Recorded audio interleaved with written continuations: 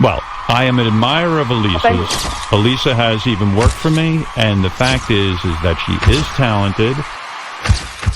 What's it called? Kermit and Friends? Kermit and Friends. Kermit. But if Kermit. You're saying like not to frog? do... Yeah, wait. I actually have watched a few hours of the Kermit and Friends.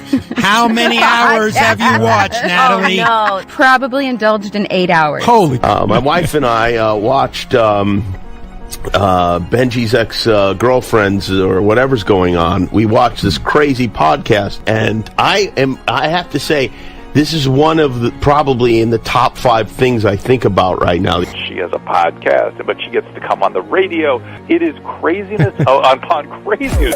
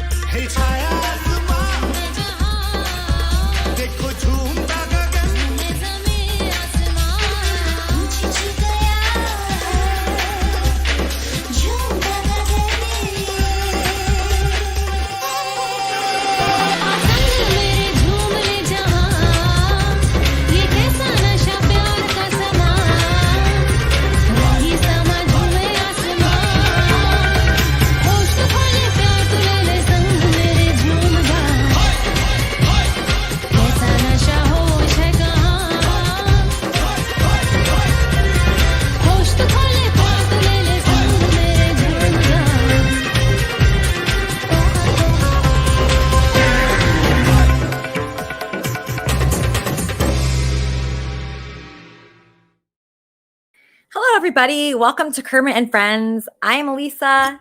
This is Fozzie, and Kermit is watching from heaven. It's the holiday season, everybody. Christmas is coming.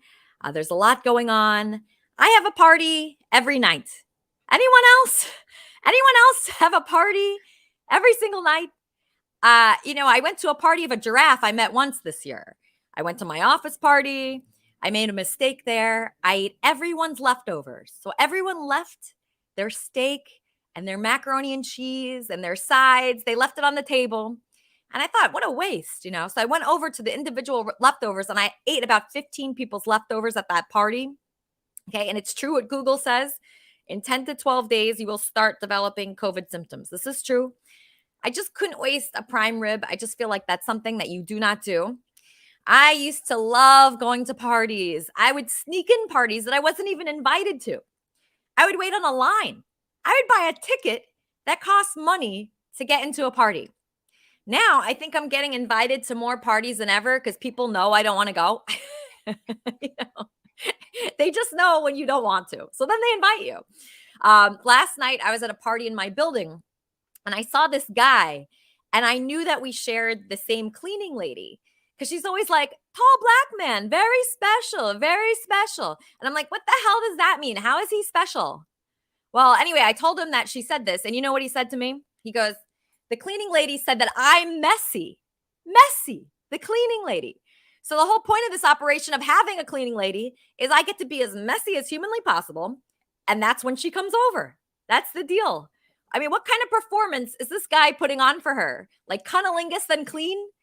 I just don't get it. How dare she charge me $125 and then have the nerve to call me messy to the big, tall, handsome black guy in the penthouse? That is just wrong. Don't talk about how messy I am ever. Okay. I mean, when you have a cleaning lady, the whole point is that you get to be messy. What do you think about that, co-host? Yeah. I mean, to complain about that, it seems a little bit odd to me. Yeah. That's her whole job. That's her whole job. Can we get back to the eating 15 people's leftovers? Yeah. What were you thinking? I wasn't thinking about COVID. I'll tell you that much. I was looking at the table and I was calculating, how much the dinner cost, the It's so prime wasteful. rib. It was so wasteful. And there was these little brown boxes. People put the food in there, but they just did not eat the food. So I was thinking, I cannot let this go to waste. And of course, Andy was with me. I said, Andy, should I eat those people's leftovers? Oh. And he said, he actually said yes. Kermit and Friends, how can I help you? Hello, I am the cleaning lady, and your friend, he is huge slug, okay? Wait, I'm a huge slob, or wait, who are you talking about right now? Joe Black man, he is the huge slug. Oh, he's a slob now? You said he's very special. You clean the room before I get there. No. You understand? I'm busy. I don't have time. That is not the way it works. The whole point of a cleaning lady is it's supposed to be messy as possible. You let it go as long as you possibly can, and then we invite. I want to do it. I don't want to. You understand? So you want it to be perfect? He must clean himself. Oh, he's cleaning himself. Yeah, I don't like that whole thing. I remember my mom used to do that. My mom used to clean before they arrived. I don't think that's a good philosophy. Your mama is a nice woman. That's what we do. Okay. All right. So you're saying I should clean, even though I don't like cleaning. I'm not good at it, but I should do it completely. I mean, what's the point of you even coming here? It's $125. Walk into your messy house and start cleaning up your mess. You make the mess. You clean it up. I come over. Maybe I move a vase. Maybe I wipe. Maybe I wipe out the seat. But you have to have the house clean for me. No, then what's the $125? So I don't understand what the $125 is for if you're not cleaning. Are you just coming here and just hanging out? It's for me. So don't you think it should be a little less? I mean, that's very expensive. If you're not going to do anything, and if you're going to talk about me. Much more. It should be much more? That's what I thought you thought. Please do much more. Everybody is big slob. I do not want to clean up after your poopy. You have to clean yourself. And then you give me the money. Comprende? That's how it works. I knew you were thinking this the whole time. I knew it. And I really don't appreciate you telling people about me in the building and how messy I am. That's embarrassing. I could have dated that guy. Messy girl. Everybody should know that you are a big mess. Very pretty, but very, very messy. Well, can you tell them that I'm pretty? He didn't mention you said that. How are you going to find a good man if you don't know how to clean? I mean, I was hoping you'd introduce me to somebody. I have good man for you. Okay. He very rich. Did you tell him I was messy? He very rich. All right. But you have to clean. You have to clean everything. You have to wipe his butt. You have to clean. I do not like that. I don't think that is a good idea whatsoever. No. You are a woman must clean. No, that's why. So why do you have a job? If I'm supposed to clean, if I'm supposed to do everything, I mean, what is the point? I want $125. I would like that too. I'd like to charge you. Well, you should be cleaning lady. You tell everybody they clean first and then they give you $125. It's great. Yeah. Next time you go to that guy's apartment, can you just tell him that I'm not messy, that the whole thing was a lie? Just tell him that you were making it up. Do you have $125 for me? Yeah. Next Friday. Okay. We have deal. And I introduce you to big, strong, rich man. But you must clean. All right. I'll clean. I promise. Thank you for calling in. I'll see you next Friday. Goodbye. All right, bye. All right, so she's not as bad as I thought. Okay, so she's fine. Yeah, I didn't like her. I didn't like her telling everybody about me. Yeah, it's a little rude. Yeah, it's very rude, but hopefully she'll introduce me to someone. So we have a great guest today. Weezy, are you single? I am single, yes. You're single. Okay, do you want to be single? Or do yes, you want, it's my favorite thing ever, yeah. You want to be single? Yeah, really? I do. But I know sure? many people in our community that do not want to be single. Yeah. I'm realizing with all these Christmas parties, like I'm the only one that doesn't have a date. Well, Andy's your date, right? No, I can't rely on him. Like last night, he was supposed to be my date. And then tonight, he's supposed to be my date. And then tomorrow, he's supposed to be my date. In fact, I moved the show to Saturday because we were supposed to go on the Adam Carolla show tomorrow. But now Lucas is back. So now he's probably going on the Adam Carolla show. No. I know. I It's was really very bad. excited for you to go on Adam Carolla. I hope it I still know. happens. I don't think it's happening because Ugh. I was on FaceTime with Andy and I heard Lucas's voice and I said, wow, if Oh anybody, no. yeah, it's bad. It's okay, Wheezy. But anyway, I don't have a date now because Lucas is back in town and I have to go to these parties and it's very embarrassing when everybody else has a date. You don't mind that? No, but I don't go to a lot of Christmas parties. I don't drink, and so I find parties hard to stick around for a long time. So I'm usually like in, and then I find like a really sneaky way out, and then I'm good. Really? I was actually just reading an article about that. They called it the Irish goodbye. Yeah, and I'm Irish. It's perfect, and it just came naturally to me. I've been doing it forever. So, oh wow! Wait, so yeah. what is the Irish goodbye? Is it just leaving without saying anything? Yeah, you kind of have to be sneaky about it. Like, you just, like. You don't like lie or anything. You're like, oh, Yeah. okay, I'll see you in a little while, and then you're gone, and then Yeah. you're not lying to them because you will see them, but Yeah, you'll see them again, just not it's there. effective. Yeah, just not there. Yeah, I might utilize that. So you're not going to any Christmas parties? Did you get invited to any Christmas parties? I did get invited to one Christmas party. I think I might go. I'm going to a New Year's party, and I'm going to play music there, and so that's what I'm really focusing on. Oh my So gosh! I'll go to a Christmas party. Where's the New Year's party? Is it like at a club or at somebody's house? Yeah, it's at like a little bar. Oh, that does sound fun. Oh It'll my be gosh, fun. I love that you're doing that. That actually does sound fun. Like if I'm performing, I don't really have to hang out with anyone. Like, Exactly. That's perfect. That's I know. I absolutely have perfect. something to do the entire time, and so I'm not going to be like, Yeah, I love it gets that. very awkward. Like at these parties, if you're single, I'm going to be talking to Julia Bendis about this.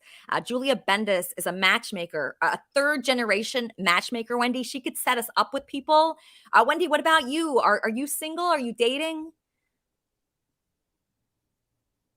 Yes, I'm single. Everybody's fighting over me right now. Everybody's fighting over you right now? Yes, Yep. Wow. How did that happen? Like a lot of men, a lot of good men?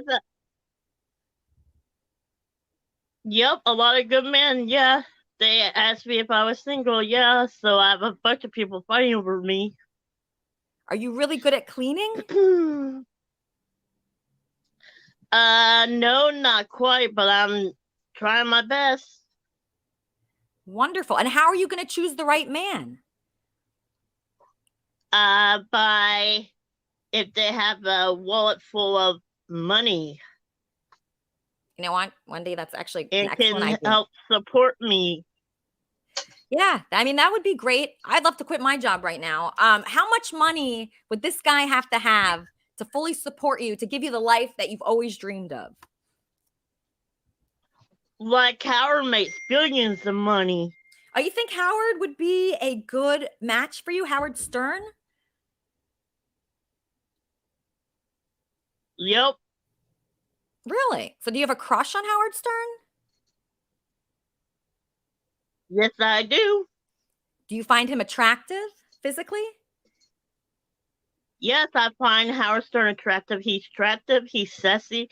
He's a good-looking dude. He's nice, like you, but sometimes he has his bad days, like you. Like everybody has their bad days. Mm-hmm. Mm-hmm.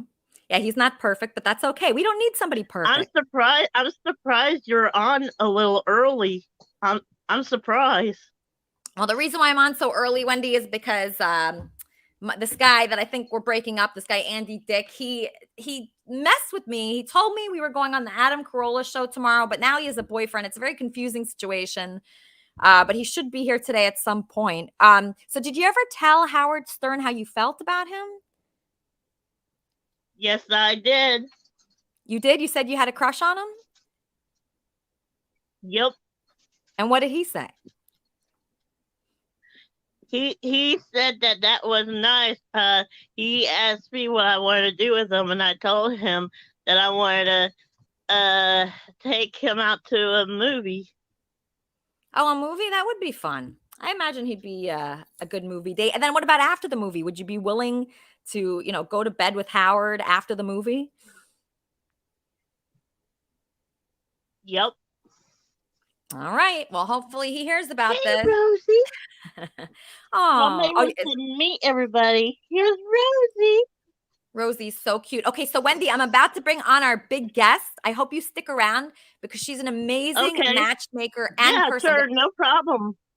Okay, great. So she's a matchmaker. She's an intimacy coach. She's a dating coach. She has a website called matchbyjulia.com.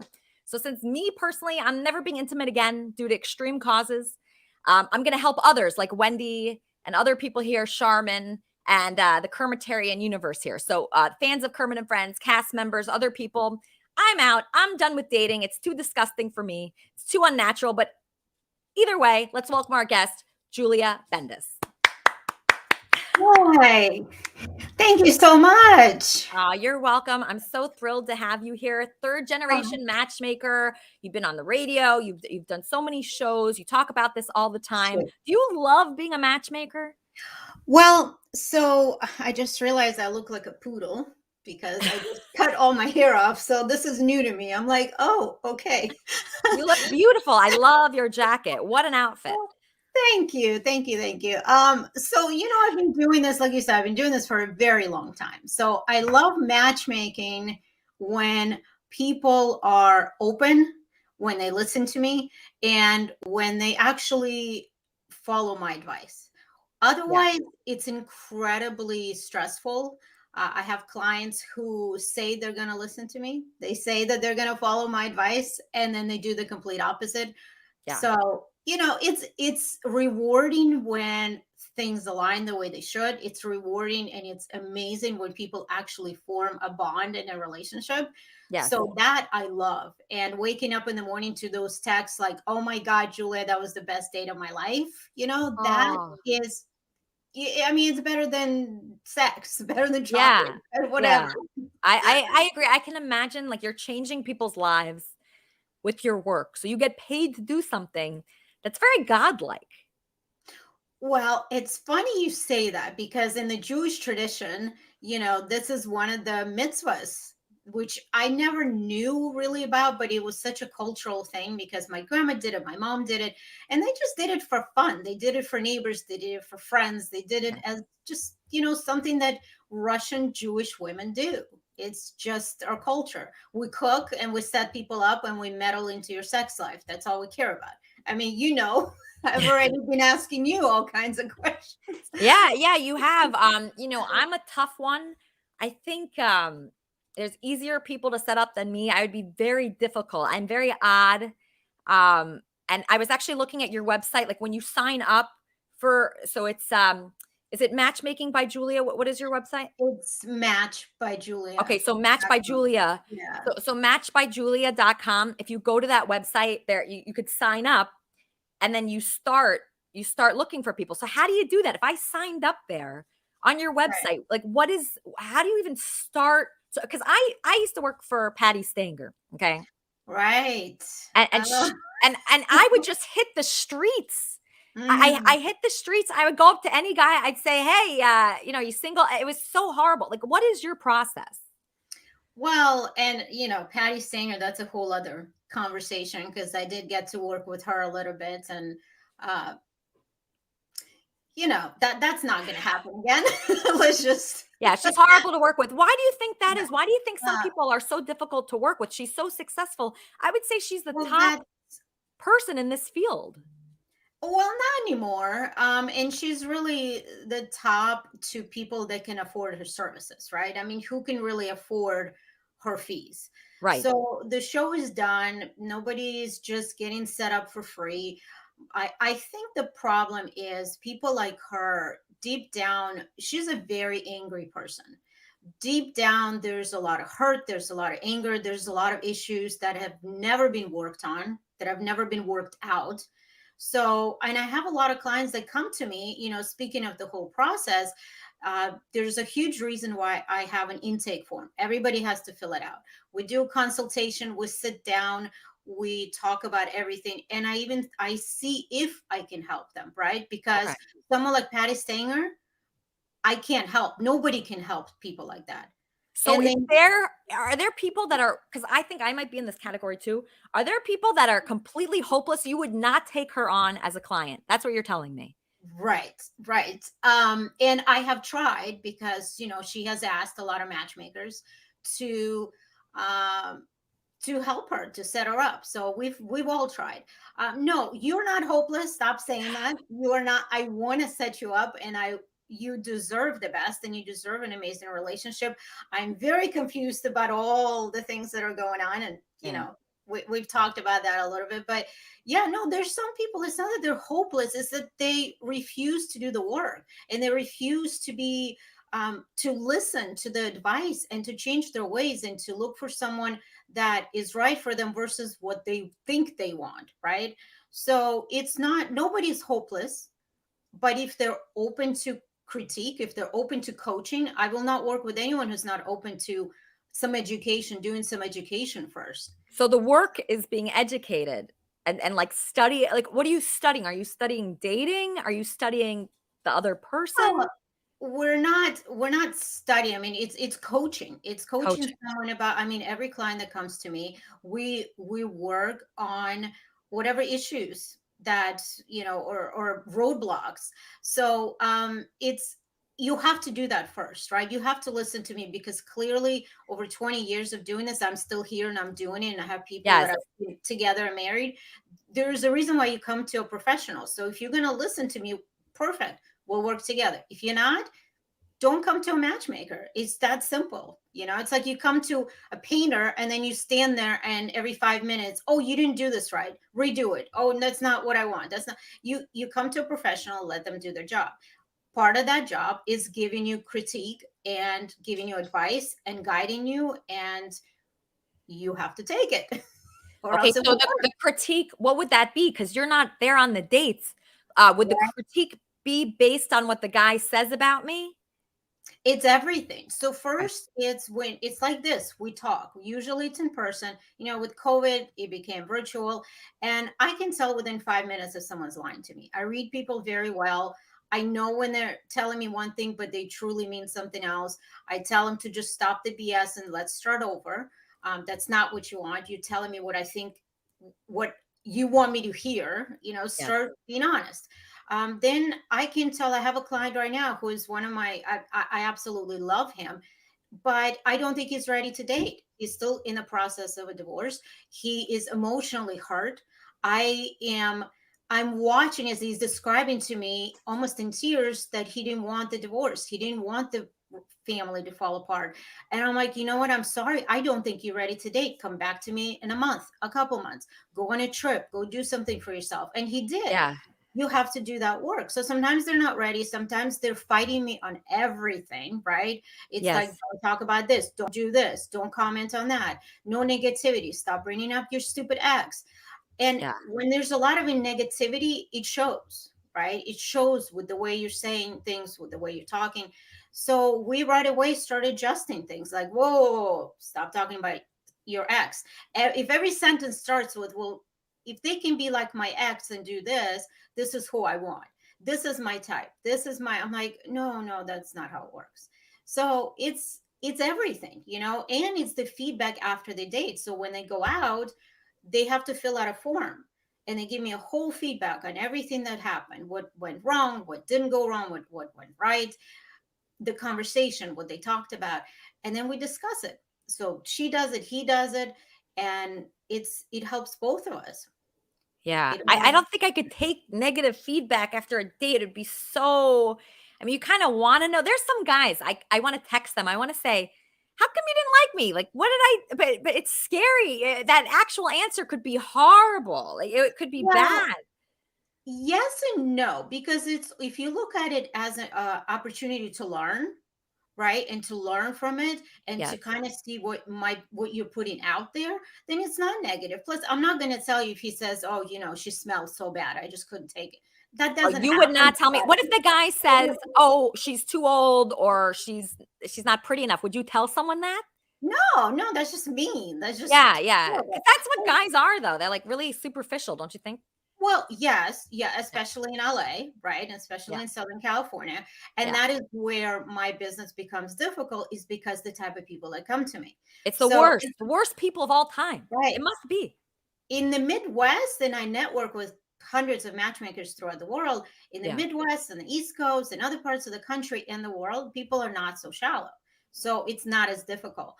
But when people come to me, they give me a criteria that I try to stay within. So if they tell me, I really don't want to date anyone over the age of whatever or whatever, I'm not going to bring them. I'm obviously going to bring them someone who I think it fits that criteria, who is good for them. Sometimes they're a little bit older. Because those guys, they don't know who's good for them. They don't. They're so dumb. I mean, I hate to say it. I'm not a man hater, but they're so dumb. They just want to date like a hot 19-year-old. Come on, Julia. Yeah, most men do. But you know what? It goes both ways. I mean, women can be very frustrating too, because my biggest pet peeve with my female clients is when they tell me I will not date anyone without a college education. Well, that's just stupid, because really? Yes, because do you know how many people that don't have a college education, but they have more common sense than anyone I know? If you have life experience, to me, that's more important than college degree. Yeah, the only reason why I do know that is because I am in sales and hardly anybody has an education. But so yes, I could see why you're saying that. Right. Okay, so is that a lot to ask though? Is that hard to find someone that went to college to date? No. Okay. Of course, but I don't think that should be your number one criteria. College. I was thinking you were going to say like a millionaire. That's not a criteria that you hear often? See, not for women, because most women, especially in Southern California, they're independent, they have their own careers, they have their own money, they own their own homes. Most of them don't care about that, as long as the man can pay for a date, can take care of himself, and she's not going to end up, taking care of him like a child. So it's not so much about the money. It's about, they do want an equal, but it means different things to different people, right? So you can't have it all in one person. You can't have, a perfect husband, a perfect lover, the most amazing father, the most, amazing communicator, provider. Yeah. At some point, you got to pick what you can live with and what you can't. Yes. Right? Yes. So would you say to not go for like something very grandiose, to go for like the minimum, just a guy that breathes and is kind of nice? Well, not the minimum, because the bar can be set very low when you say that. So of course, you got to have standards, right? You got to have certain things that you want in a partner. If you want somebody who's emotionally stable, who can communicate, who's a great communicator, who is got his life put together, and if those are the most important things to you, then that's your standards, and those are the things you need. But you can't have it all. That's all I'm saying. No, you definitely can't. You definitely can't have it all. It's impossible. Right. I think we just what I always think is like, okay, I want somebody really, really perfect for me, right? I always think that and I'll know when it comes. And it's so hard to do that work. It's so tasking. And it just feels like something above what I'm capable of doing right now. So what do you say to people like that? Like people that are at their wits' end, people that have no energy for it. I don't want to be alone at these Christmas parties, but I don't have the energy to really work on this. Like, what would you say to someone like me? Right. Well, and I heard you talking about that. And that is pretty much every single person out there who's single. So really? It's not just you. Nobody wants to do the work. Nobody wants to do online dating. Nobody wants to be searching, screening, weeding out the wrong people, which is a huge reason they come to me, because I do that for you. So we even get online, and I have women and men sometimes doing online dating, and I take over their online dating profile, and I pretty much, do it for them. So it's very hard. It's exhausting. I think online dating is a great tool, and I'm glad it was invented, but you need time. I mean, I tell people, you can't expect to just put all your stuff together and then poof, he's just going to fall into your lap. A lot of people say, oh, God will provide. Will he? That doesn't happen. You have to do some work, right? So whether it's online dating, going to a matchmaker, getting out there, joining groups, volunteering, going out there, even sitting at the bar by yourself, which is what I really. Oh, wow. That's so scary, though, to sit at a bar by yourself. That sounds scary. It's better than sitting by yourself at a table. You're at the bar, you watch whatever is on TV. You don't have to be, on your phone. Men will not approach women who are together. 2 or more women in a group. especially Yeah, that's They'll right. never approach. It's very Yeah. intimidating. But you sitting there, you're gorgeous, sitting there at the bar. Are you kidding? It may not be the right men, but then Yeah. again, we'll weed them out, right? We'll weed out the wrong people. Yeah, it's typically like the married men that approach me at bars, but that's a whole other story. Really? Oh, Yeah, unfortunately, yes. I'm not surprised. So okay, so I have a person here who's a very powerful woman.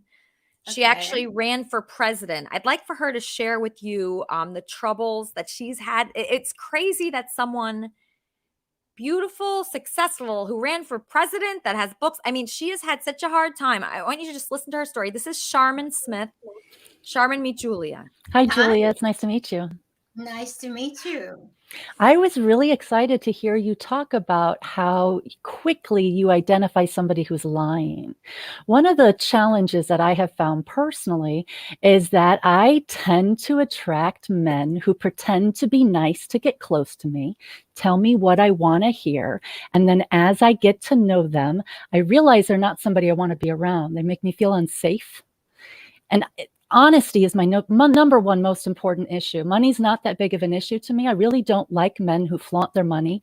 I don't like financial abuse or the way people try to use money to control each other. It is a turn off for me personally. Honesty is my number one issue.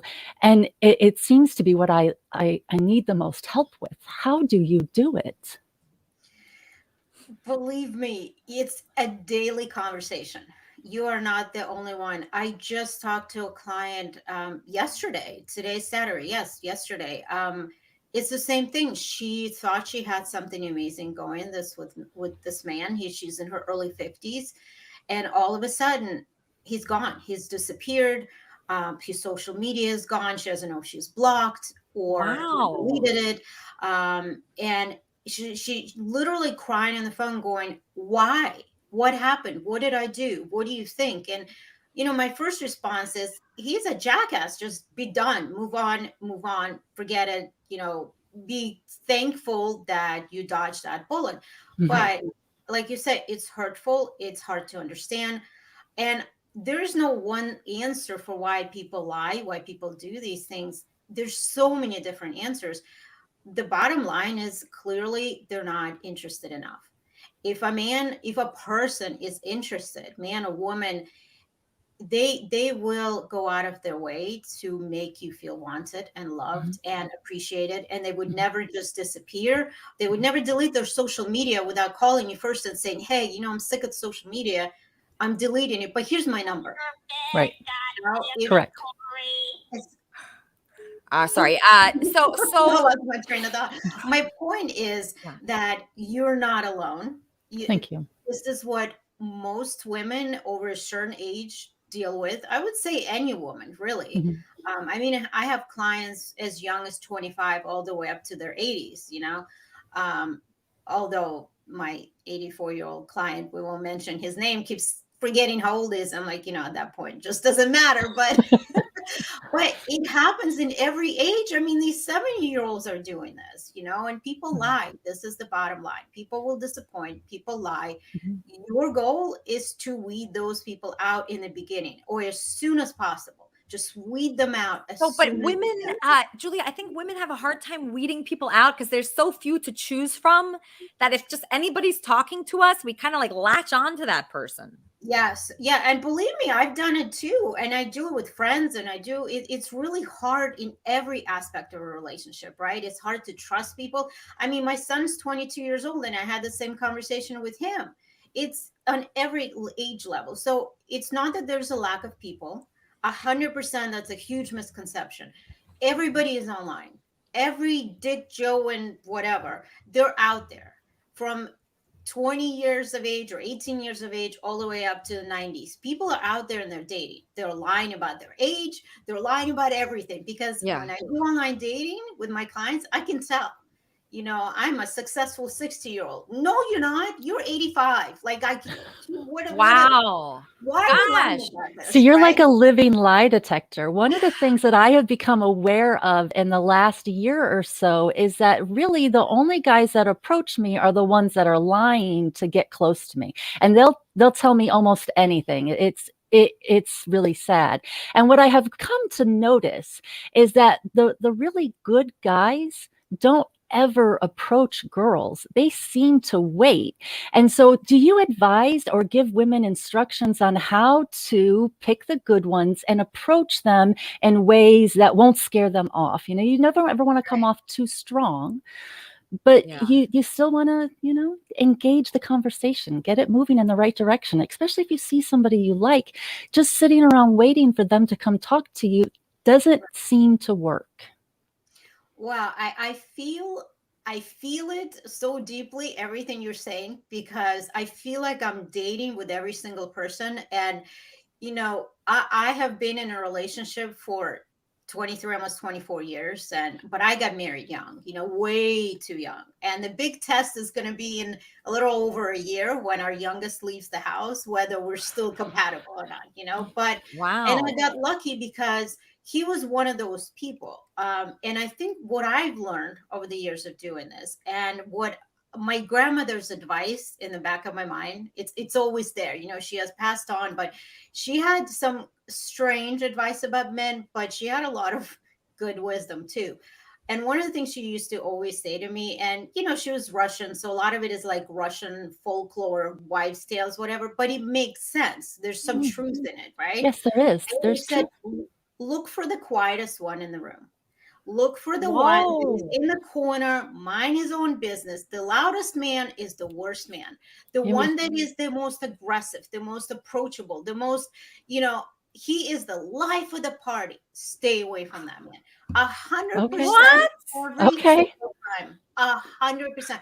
More grandma advice, please. Yeah, I mean, wow. You know, I would say that myself and Charmin and all the women, we always go to the star in the room, to the person that stands out. So you're saying to stay away from that guy? No, because think about it. Think about it. He wants attention. Why is he the loudest? Why is he the most colorful person in the room? Why does he need so much attention? Because he needs attention. Do you want a child or do you want a man? Do you know what I mean? And children want attention. Children need constant attention. Clearly, there's a reason why they're acting this way, right? Clearly, why they have to be the loudest.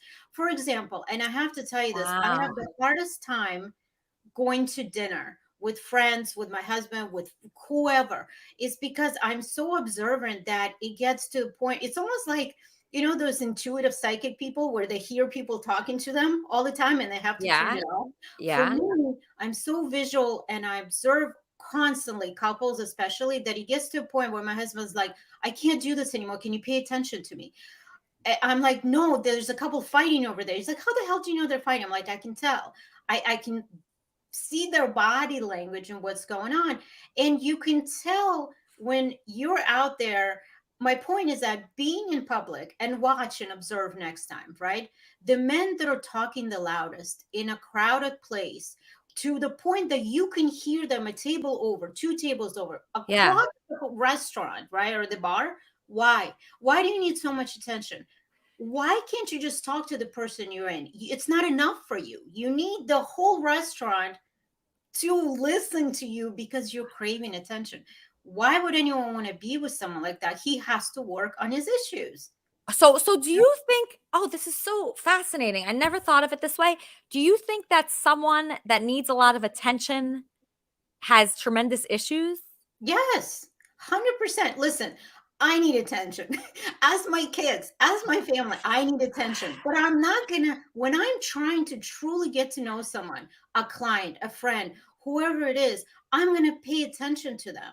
I'm gonna sit there and I'm gonna make them feel like I am the center of their universe, right? When I'm not trying to get to know someone, I'm just doing my own thing, I can do whatever I want and I can be, you know, out there partying and dancing, whatever it is. I'm not saying I do. But when you're trying to get to know someone, when you're on a date, when you're meeting someone for the first time, getting to know them, your attention should be on them. Your eyes should be on them all the time. If you're so loud and obnoxious and you're all over the place and trying to meet people and get to know everybody, something is wrong. No adult needs that much attention. Wait, so all those people Julia, this is a big revelation for me. I'm sorry, it's a lot. So you mean all those Mhm. guys that I've dated my whole life? So every single one of those. So I'm drawn to people like that, though. I'm really drawn Not to just like. you. I'm not to interrupt you. I'm sorry. No, go ahead. Go ahead. Look for the man who's constantly interrupting too, which is another. I know I just interrupted you. No, that's okay. I'm just shocked dating. right now. I'm just really surprised at what you're saying. I just never thought of it this way, and no one's ever said this. And I've talked to like a lot of people about it. And these people that are so talented and they're loud and they're brilliant at what they do and they're comedians. I can't stand those people. I cannot stand those people because deep down I know they're hurting. There's trauma, there's issues, there's stuff from their past, from their childhood. They never got attention from their mom, from their dad, whatever it is. There's a lot of things that I disagree with, a lot of Freudian theories, but there's some truth to that, right? And believe me, we're not perfect. I know I've been that person because I may not have gotten enough attention from my parents. I don't know. Do you think that's what it is? Yes. And if you are intelligent enough or intellectual enough to actually understand that about yourself and try not to do that, then that is a man who is worth investing your time into. But those men that you tell them, why are you running around trying to get attention from people? What are you doing? Just sit down, be quiet. And if they can't sit for more than 30 minutes and just be present, and they have to be the life of the party, it's not healthy. Something is not right, especially when they're trying to get to know someone or on a date. I'm watching people all the time and I can tell when they're on the first date and all he's doing is talking. That's the worst. That's the worst. Right? He's asking her a question, but he doesn't let her finish. Yes. And I'm not saying that women don't do this. Plenty of women do the same thing. But there's something innate to women where we might do it, and then all of a sudden we'll have that thought like, oh shit, I just interrupted. Oh, I'm being a bad host. I'm being a bad whatever. I need to stop. We correct ourselves. Okay, so we're getting some comments though, Julia. Like my friend Elaine just said, we need the life of the party, but that's a mistake, Elaine. Not when you're dating, not when you're trying to get to know them, not when you're trying to find the life partner.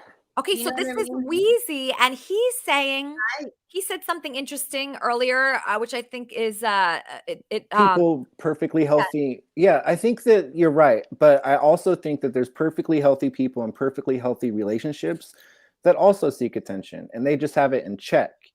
Do you know what I mean? Exactly. But how do you tell the difference though? Because so I think that is so I'm like half and half on this because. I mean, I'm trying to think of someone that I know that's a life of the party and that is, a known person, and they're actually all fucked up. I'm trying to think of one that's not, and I can't even. Nothing comes to mind. And the issue is that it's hard to kind of you can't just generalize everybody, right? So some people may have more of an issue, other people may have less of an issue in that department, but overall. The people that are unhappy with themselves, the people that are craving, needing something, needing attention, needing to be wanted and liked. That's me. That's me. So am I a bad catch? Because I'm like that. I'm realizing it more than ever in this conversation. I'm that bad catch. No. But let me ask you this: when you're with your partner, right, or someone you're trying to date, someone you're romantically interested in. How do you behave? Are you just talking all night, or are you actually asking them questions about themselves, trying to learn about them, trying to get to know them? Your attention on them all night, or are you all over the place? Well, okay, so when I was with Andy at my company Christmas party, I was so enamored by the way he was acting. He was so incredible, and he was just appreciating things. So I was concentrating on him more. But I am that type of person that needs a lot of attention. I am that type. So that's not a good type. And that's fine. No, here's what I'm saying. I know it's kind of all over the place, but if you're with someone, right, and you're with them that night, your gaze, your eyes, your everything should be with that person, especially when you're on a date and you're busy. Everybody is busy, but Yes. that night you're with them, your attention should be on them. It should not be all over the place to other people. How many clients I have had that after a date, they come to me, especially the women, and they say, Julia, he was talking to everybody but me at the bar. That's We really sat at the bar, that's first date, maybe even second date, they'll give them another chance, but they're talking to the server, they're talking to the bartender, they're talking to the table next to them. They can't just sit and have a conversation with their date and get to know them. That's what I'm talking about, right? Online dating, the same thing. The men that approach you, that's fine. There's nothing wrong with them. What she was saying, it's the men that approach me are the wrong ones. You just have to weed out those people right in the beginning. It's okay for them to approach you. It's what happens after. Yes. Right. There's so much to it. We can't even go into it in an hour, but there's a lot to talk about. And my point is, listen to your gut. Our gut, our intuition is never wrong. Is that true? Is that true? Because my gut is like, quit my job immediately. So like that kind of gut thing. Yeah. Is that something you listen to? Well, first of all, before you do that, I always say, write everything down, the pros and the cons. I'm huge on writing lists down, right? On paper, not computer. The pros of your job, the cons of your job. Yeah. What makes you happy? What doesn't make you happy? Yeah. But at the end of the day, do you need money? Do you need a steady income? Then stay with the job. Or maybe it's time to look for a different job that will bring you a little bit more happiness, but at the same stability. Your job is never going to make you 100% happy. And I think that's such an American way of, I got to do what makes me happy. Right. I love Esther Perel because this is what she talks about, and she's worked all over the world with people. Yes. So it's such an American way that, I need to find the man that will make me happy in every aspect of my life. I need to find a job that will make me fulfilled and happy. That's bullshit, and that doesn't happen. Nothing in life, even a partner, is going to make you 100% fulfilled. So it's about the pros and the cons, and weighing out. So it's very logical. So you look at things, I think, very logically. I'm definitely more than me, but just would you say to look at love and life? I mean, I know you're a life coach as well, right? So would you say to look at everything in a logical, not going by emotion? Because if, say, my job makes me feel like I want to kill myself, right? Like every day. Not saying that's not good. I'm just saying, like, just for someone. Okay. So say, like, I mean, the logical thing though is like, who cares about how I feel about it? It's bringing me in an income. I could save for my retirement, like stuff like that. Like, do you think that way? Or do you think, I need to be in a high vibration, and this is not making me at a high vibration? But then sometimes I think, oh, maybe it's my job to put myself in a high vibration, not this job. Exactly. Well, it's a combination of things, right? Because you need your job for stability and income. And we're not just talking about you, talking about everyone, right? Everyone, yeah. But could you stay in that job and do other things that bring you more happiness in a different area, right? So it's the same with the relationship. This is why people back in the day and all over the world talk about having a village, right? Because you cannot expect everything from one person. You can't expect to be fulfilled by a job, to be happy, to have great coworkers, to have great income. So at some point, you have to realize what's more important. Now, of course, if you write everything down and your cons list is like, double the size than your pros list for a job, for a man, for whatever it is, then it's time to make some decisions. I mean, I have clients who I have literally told, quit your job and move to Europe. Because all you do is travel, you take time off, you're the happiest when you're in Europe, you love the men in Europe, you love people in Europe, you love walking in places. Quit your job and move there. And you have that's so risky though. Don't you think that's really risky? But if nothing is holding you back, right? Let's look at it this way. If you don't have kids, if your family is all over the world, if there's nothing holding you back, if you don't take that risk, you're going to regret it for the rest of your life. Or just take a month. If you can work from home, right? We're still in COVID era. A lot of people are working from home. Why not stay with a job, move to wherever you think you'll be happy, and try it out. Just try it for a short period of time. Because You there know? are really no mistakes, right? Like there's just lessons. No, exactly. No Yeah. matter what, you're gonna learn something. You're gonna learn whether that was good for you or bad for you, right? I mean, we just did that with kids. You know, when COVID started, we actually thought we hate Orange County, which I still hate Orange County, but we moved to Central California thinking that we were gonna like it. We stayed in a place for a month, hated it, came back, and we're gonna try again. And it's what you do. This is what life is about, right? It's like that saying, which is kind of dumb, but you know, you're not a tree. Move. If you don't like where you are, move.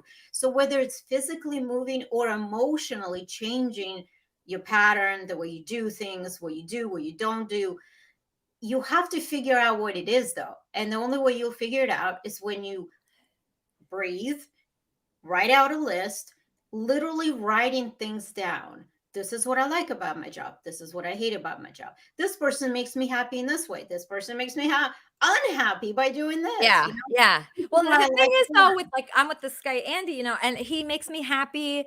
Like at our Christmas party, I was so happy to be there with him. I was so proud to be there with him. But then, you know, today I find out his ex-boyfriend moved back in with him, and now I like hate him. So, you know, there's like so many pros and cons that are so extreme. And he Right. really does make me happy sometimes. He bought me like a gift, and it was a beautiful That's dove. not enough. It's Yeah, not it's not. enough. Okay, It's not okay. enough. You are, I mean, and I hate to say this, you're wasting your best years. And I think you're smart, you're intelligent, you're gorgeous. You've got so much to offer. And I understand what you're saying about the positives, but is that enough? Look at your daily routine, right? Let's take a whole week, for example. Okay. What percentage of that time are you happy in that relationship? Meaning, you know where he is, you trust him, even if you don't know where he is, you know how you feel about him, you have no doubts. Or how many times, or what percentage of does it outweigh the good, outweigh the bad outweigh the good? You know, it's at some point you'll hit rock bottom like addicts do, right? And I'm Yeah. not even sure that he's clean and Well, rock sober. bottom is all the time. We're gonna call our Kermit and Friends. How can I help you? Hi, this is Mario. I had a question about relationship advice. Okay. So what does it mean when a girl gets a restraining order on you and changes her phone number? Does that mean that she just loves you more and wants you to try harder, or No. I just want to know what I'm doing wrong? Oh, No. wow. That's You an say extreme well. circumstance. Thank you, Mario. Thank you. She's going to answer your question. Okay, that was Mario. So what does that mean? Is that playing hard to get? Like, should people play hard to get? That's another thing that's so exhausting that I've watched so many YouTube videos about this. You know, do you play hard to get? Guys respond to coldness. Did you know that, Julia? No, I mean, They don't? no. And this is where I've had so many arguments with coaches, with other matchmakers, with other whatever, you know, relationship people. No, in his case, stay away, please. Yeah. Sir, she got a restraining order. Nobody goes out of their way to get a restraining order just to play hard to get. That is not easy to do, to fill out all the paperwork, to file, to Yeah. maybe have an attorney. Well, please stay away. So that's not playing hard to get. That's just meaning you did something, you crossed the line. So Yeah, he did something wrong. right. In general, no playing hard to get. There's no games. Really? You don't need games. No. I mean, there's something to say about, you know, whatever that saying is, the heart grows fonder when you're not together, when Distance makes the heart grow fonder.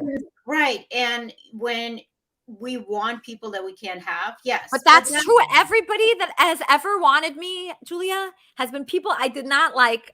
Kermit and Friends, how can I help you? Hi, this is Mario again. Oh. I just had another question. So, like, if a girl says, if you ever show up to my work again uninvited, I'm going to call the cops. Does that mean she does like you, or she's thinking about maybe having a relationship with you and you just need to show up at her home or other places? I'll take my question off there. Thank you. Okay. I'm pretty sure at this point that's got to be a joke, because I hope so. I really hope people understand that can't be real. That's just Yeah, not. don't do that. Don't do that. Please But don't. the hard to get thing, Yeah. So the people that have been the most in love with me Mhm. and the most consistent over the years are people I have no interest in. Explain that. That's always the case. That's always the case. We want what we can't have.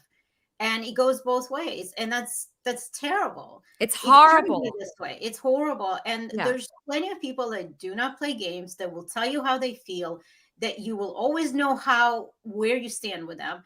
And I think that's the big reason why people do come to a matchmaker, is because with working with us, you will always know where you stand. So I'm not, saying that everyone should come to a matchmaker. It's not cheap.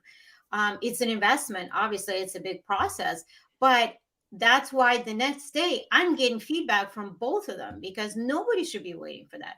There's no, I got to wait 3 days to call her.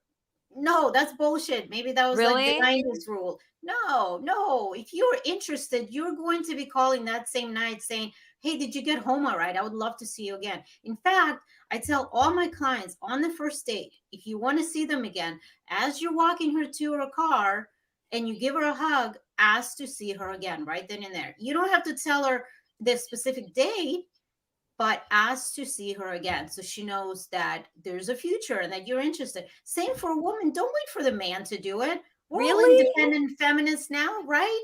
You want to see the man? Reach out, approach him, tell him you had a good time and you want to see him again. Enough of this waiting for the man. Let the man come to you. That's bullshit.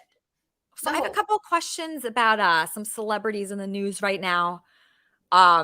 Jennifer Garner was married to Ben Affleck. Ben Affleck said that he was drunk. He was a drunk and an alcoholic because of her. He's blaming her. And he's with J-Lo. The whole thing. Did he really say that it was because of her? Yeah, so he was blaming his alcoholism on being married to Jennifer Garner. He's with Jennifer Lopez right now. Is this a man that people should avoid altogether? Well, I have a feeling, and I've had this feeling for a long time, that they're good for each other. Jennifer and Ben. I think they're Jennifer really Lopez and Ben? Yes, because Why? she has, and she's talked about this, so it's public knowledge. She's addicted to love. She needs to be with someone. She doesn't like being alone. She jumps from one relationship to another.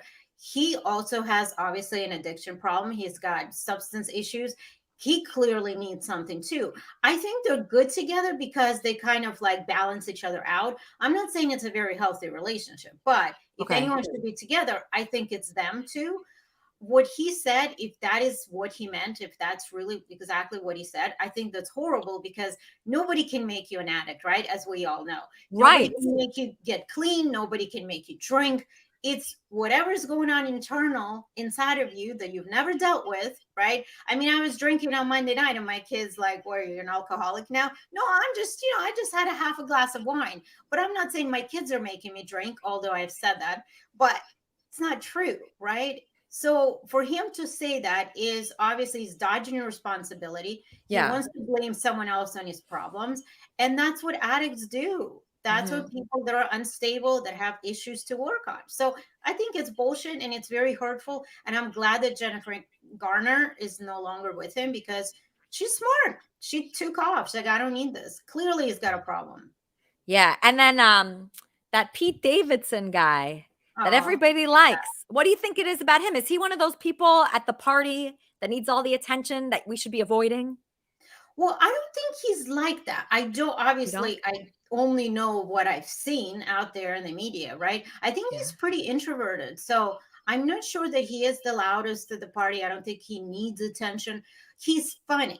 And let's face it, we love funny, right? The guy could be ugly as hell, or a woman, but if they're funny and they're confident and they make you laugh, a sense of humor is more important than anything else. That is the number one thing that makes people attracted to each other. Making you laugh, making you feel comfortable, humor. So with him, I think it's a sense of humor. I think it's the fact that he can make a quick joke and make you laugh. That's the best. That's the best. But the problem is everybody likes that. So if you have someone like that, they're kind of for the world. And I don't like that. Like when I'm with Andy and I take him somewhere, he belongs to everyone. He doesn't just belong to me. So how do you navigate a situation like that when you're with someone and everyone feels like they're with that person and everyone loves that person, everybody wants to be around them? Is there any way that you could be happy with someone like that? No, because number one, people don't change, right? It's like telling someone to, cut off their arm. It's part of them. It's who they are. They want to make people laugh. Right. I want to make people happy. I want to make Me people too. laugh. This is a normal thing, right? Yeah. You have to find someone who's comfortable with that. And if they're not, then you're not right for each other. I couldn't be with someone who despises the limelight, and my husband was in the entertainment industry for many years making special effects and films, and he can't stand that life. He doesn't want to be in the limelight. If we've ever gone somewhere, he pushes me in front and center, and I'm just happy as can be because I love talking to people. I love getting to know people. I love learning about people. He couldn't care less. He doesn't ever want to be on camera. He doesn't want to be take pictures, none of that. That's the only way it will work. You can't have two people fighting for that attention. Just like if you're not comfortable with your partner being that way, that's not the right partner for you. Yeah. And I do feel that there's another part of it which might sound very old-fashioned, controversial, which I've gotten a lot of hate mail for saying this, but there's something about if you're in a straight heterosexual relationship and you're the woman, you want to feel like all eyes are on you. You want to feel protected. You want to be loved. You want to feel desired, wanted. And your man should allow that if he's comfortable with who he is, right? If he's comfortable with what he has to offer, he will kind of like deliver you on a pedestal and just let people adore you and love you. And then he'll be very happy to just take you home to himself. And I've said that before, and people don't like that because we're all equal and men and women are all, we're all feminists and independent. That's fine. But in a heterosexual relationship, the woman still wants to feel the desired one. You don't want to see your man out there being, a clown to the world, like my grandma used to say. You don't want to date a clown. You don't want to be dating someone who is out there, performing tricks for everybody. If anything, that should be the woman, if that's what she wants.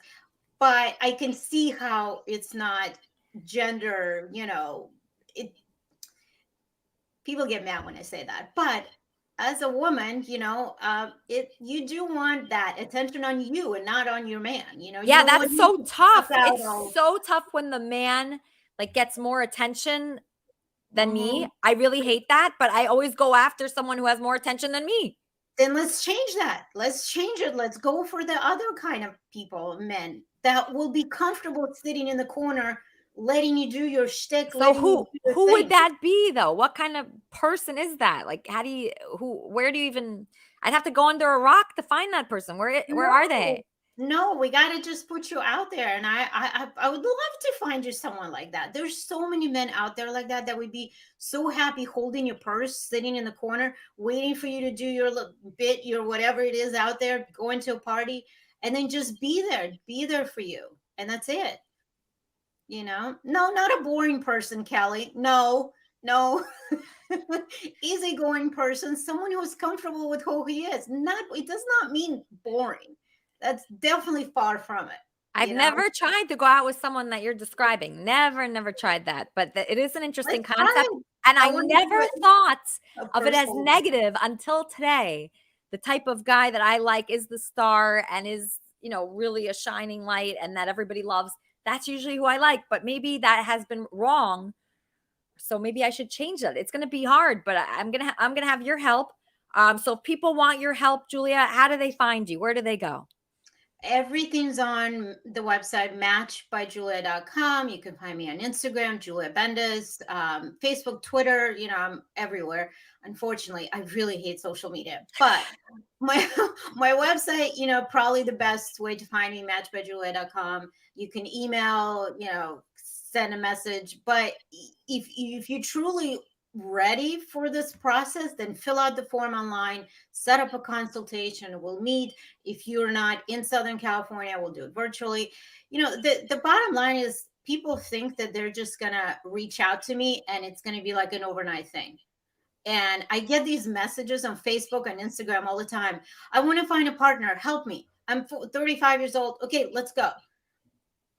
No, that's not how it works. You got to do a little bit of work. We need to talk. You need to fill out a form. You got to put some effort into it, right? I need to know you invested in this process. So, and for you, yes, I mean, I'm ready to go. You know, I want to find you someone yesterday.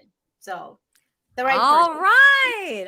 All right. What a fantastic guest. And also, I just want to thank my friend Tammy for hooking me up with Julia here. Oh, yes, we have to thank Tammy. Oh my God. Yes. I'm so sorry. Tammy, yeah, she's great. She's awesome. Yeah, she's so fantastic. Everybody obviously follow Julia, matchbyjulia.com. And let's see what she can do. I mean, I'm very excited. I'm going to fill out the form after the show. Did you have fun on Kermit and Friends, Julia? Oh, this is awesome. And everyone's so great. And, you know, I hope people understand that you don't have to always take the full advice. Just take a little bit of it, you know. And when I'm talking about the introvert versus the outgoing person, the extrovert, I'm talking about in a relationship, right? It's always fun to have those friends, right? But do you really want to have a relationship with those friends who are life of the party? It's not, I've never seen it work. It's hard. It's hard to share your partner with everyone else, right? It's actually the worst. And I never thought that anybody else thought it was bad because everybody's like, oh, you're dating that guy. How cool. You know, but it's really not cool. Exciting. Yeah, it's fun and exciting. The outside. Yeah. But when you're in that relationship, you feel neglected and you feel lonely and you feel you're missing that. How come you can do all this for other people? Why aren't you happy just making me laugh in the bedroom? You know, when we're alone by ourselves, why do we have to be out all the time? Why do we have to be, you know, entertaining the world? And when I'm sitting, why do you need 20 groupies living with you? That's what Andy has going on. He has 20 groupies living with him at all times, and I'm again, like they're against me, I'm against them. It's a constant push pull, and that's just not. It's not good. You don't need that. You don't need that. You have so much to offer, and you're amazing. And you know, he doesn't see, I don't think he's in a good mental space, and I don't know him. Obviously, I was hoping to talk to him, but he's not in the right space to be in a relationship. He's not reliable for anything. He's not reliable for parties. And he was supposed to move in a week ago. He's still not here. It's been horrible. And I feel like I finally, like you have said things to me today that I did not know. It never occurred to me that you go for the quiet guy. That never crossed my mind, ever. Right. Honestly, I really attribute a lot of this to the work that I've been doing over the years with, you know, how many people, hundreds and hundreds, probably thousands of people that I have worked with. And you see a pattern. You really see a pattern. You know, I've had those guys that come to me, the life of the party.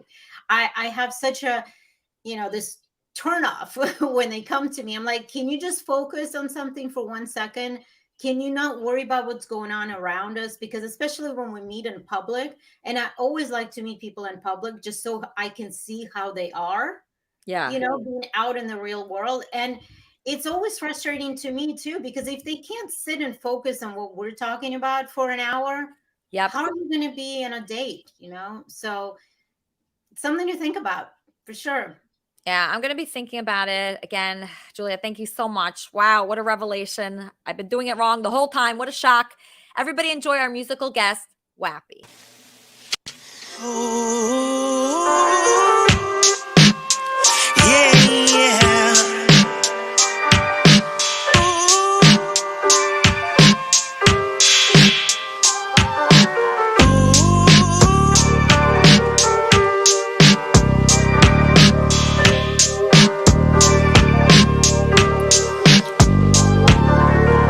West Coast vibes, people chilling, getting high. Venice Beach.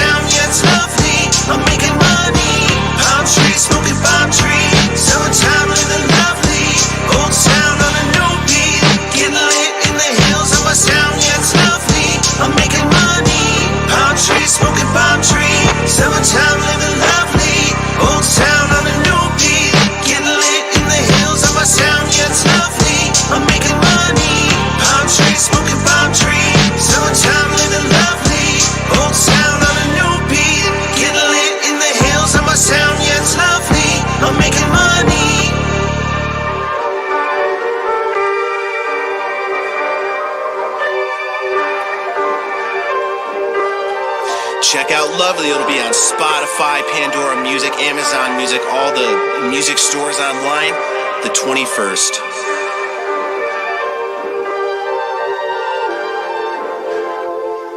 All right, so we're gonna have a wrap-up show after this show. I'm not sure exactly what's gonna be happening there, but I hope that people talk about Julia and how great she was. Oh my gosh, Julia taught me things that I did not know. I think we all need Julia's help here very desperately, especially me. I didn't even realize what I was doing wrong.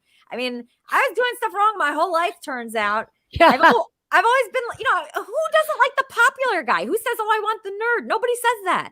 Look, I've been interviewing first dudes for a long time, and I wanted a man's man, a guy that could work a room, that was funny and got along with everybody, and you could kick him up on a stage and he could give a speech about anything. And I thought I had hit the jackpot with my husband. He was so amazing, but he was always angry with me anytime a man looked at me. My looks were a huge issue. He was jealous the whole time. Wow. And I need a man, like she explained, that will put a woman on display and stand by and let her do her thing, and he will be proud of her. Like, does she have a list of those available? Can we just talk? We're gonna find them, Sherman, we're gonna find them. Okay, we're gonna find everything. Everybody reach out to Julia Bendis.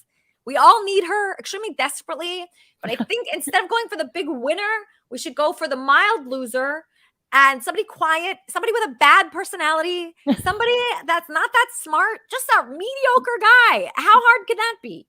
I mean, they have to be out there. They have to be quiet, and she clearly knows how to find them. So I'm going to have a conversation with her for sure.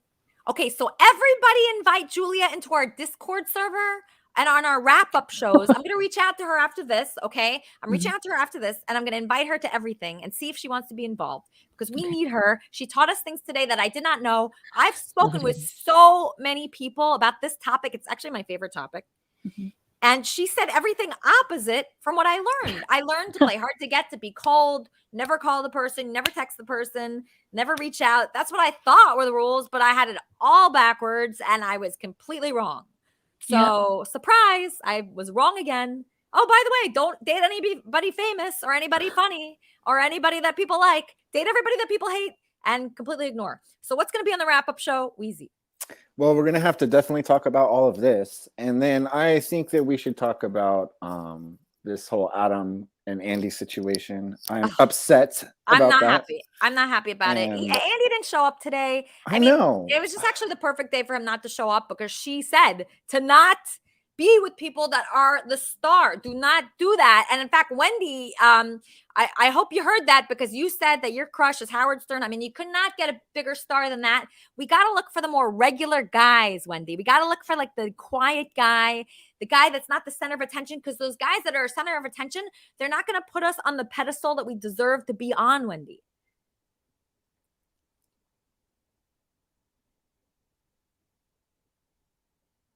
So don't you want to be put on a pedestal? Hey, Alicia, I'm trying to look for good guys, but the only guys I could come up with are the famous guys. I know. Same here. Absolutely. Okay, so Julia, the matchmaker, is asking me how to get into the wrap-up show. So what I'm going to do right now is I'm going to put a link to our Discord server in the chat. Let's see if I can do that. I'm not really good at this. Okay. Link to the Discord server. Hey, Alicia, I hope you like my remix that I did. I sent it to your phone. You what did you make? I made a remix. It's about Choo Choo Chugga Poonie Tang. Is that a song that you made? Yes, I wrote it and I sent the link to your phone. Okay, I'm gonna look at that. Okay, so you sang a song? I didn't know you sing. Let me look for that. Yeah, I just wrote this remix. I did it on my own. All right, here.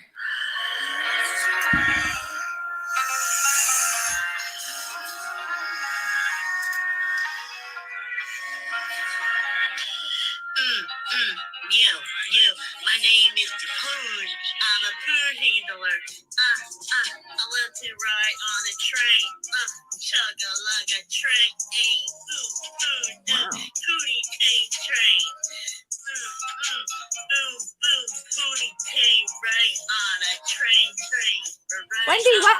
to that later. What inspired you to write that song? It's so beautiful. Because I'm falling in love with Poon. You're falling in love with someone named Poon. Are you sure that's a good match for you, Wendy?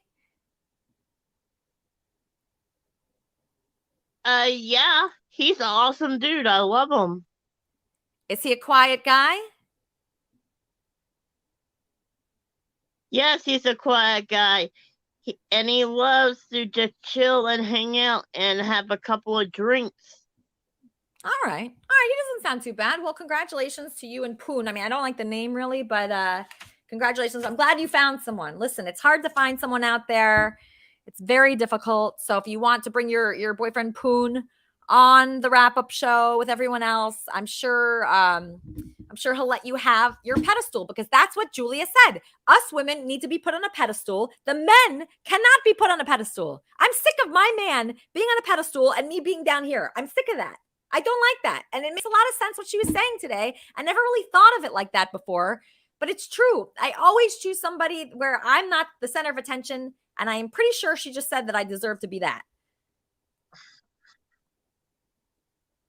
Hey, Alicia, don't mind what people say about you or make fun of you. You're still an awesome girl. I love what you still do, girl. Just hang in there. If people don't like what you do, tell them to fuck off, or tell them to get lost, or forget about it. Okay, that is excellent advice. You should be a life coach too, Wendy. I'm so proud of you. I'm proud of what you're doing, and I'm proud that you met someone that's right for you. So thank you so much for being part of Kermit and Friends. I want to thank everybody for being part of the show today. You're it was welcome. So special. I hope everybody learned from Julia. Date a loser. Don't date the star of the party. Don't date the center of attention, the famous comedian. Don't even bother. Date the quiet guy that doesn't say anything, that sits in the corner. Best advice I've ever heard. Everybody enjoy Wappy. We'll see you on the wrap-up show, and we'll be back on Kermit and Friends next Sunday.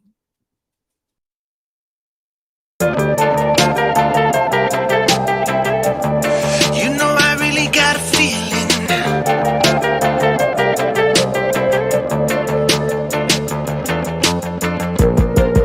I really got a feeling. I'ma pull the fuck up on ya. I really got a feeling. I'ma set a fire on ya. It's just a matter of time now. Just a can of gas and I'll be burning your ass now. Pop the trunk, load the guns, on the road to the burning sun. Cracking skulls, spilling blood, on the road to the burning sun. Pop the trunk, load the guns, on the road to the burning sun. Cracking skulls, spilling blood, on the road to the burning sun.